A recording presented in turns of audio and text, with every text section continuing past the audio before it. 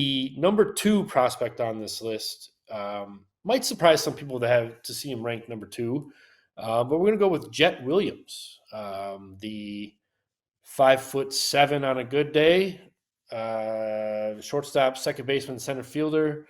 That again, another theme of this, missed significant time with injuries. His was a shoulder.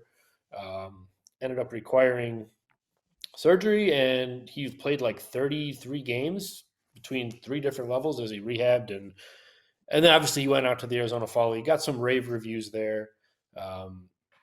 But again, it's athleticism, double plus runner, plus hit tool, really good on base profile, like elite on base profile. I almost want to say, because it's very, very strong. But the concern I have, and I guess I'll go first this time on Williams, is if it's about how does he impact the baseball, right? How much power does he hit for?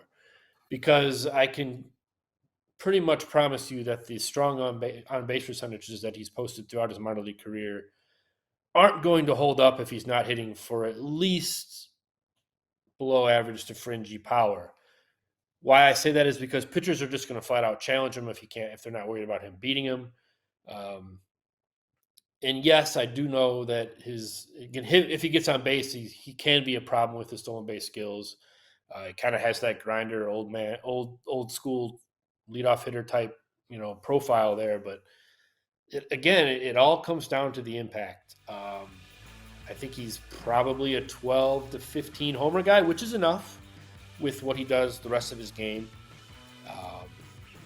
I think you're looking at a mid-season 2025 look with the Mets roster if everything goes well. But again, we talked about guys in front of him like Mauricio, Acuna, Steve Cohen's wallet's going to play a part into this and see if they bring anybody else in. But Jett Williams for me he's one of the more controversial top prospects in the game. I tend to gravitate towards smaller hitters like this. I like smaller frame guys. I think I have a weird theory that they get back to the ball better because it's a shorter swing, less moving parts.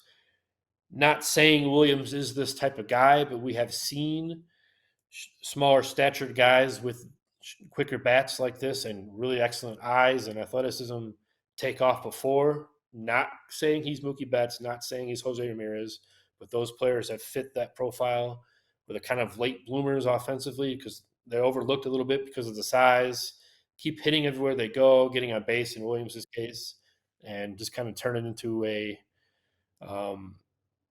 potential everyday player. But that's enough for me on Williams. I'll go with Reese here. Reese, any concrete thoughts on Jett here? Benny the Jet?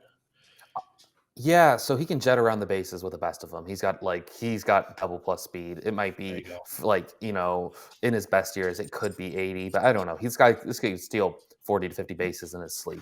He's got a good approach, like you mentioned. I think the swing plane, it plays more towards below average power. I think that if he wanted to, he could maybe sell off some of that contact skill for a little bit more power. This is a guy who's run pretty elite swinging strike rate records, rights in the minor leagues. Most of them never dipping, except for in the complex, above 15%. So this is a guy who just makes really good contact. Doesn't swing a pitch that he doesn't need to. Where he plays defensively is ultimately most important.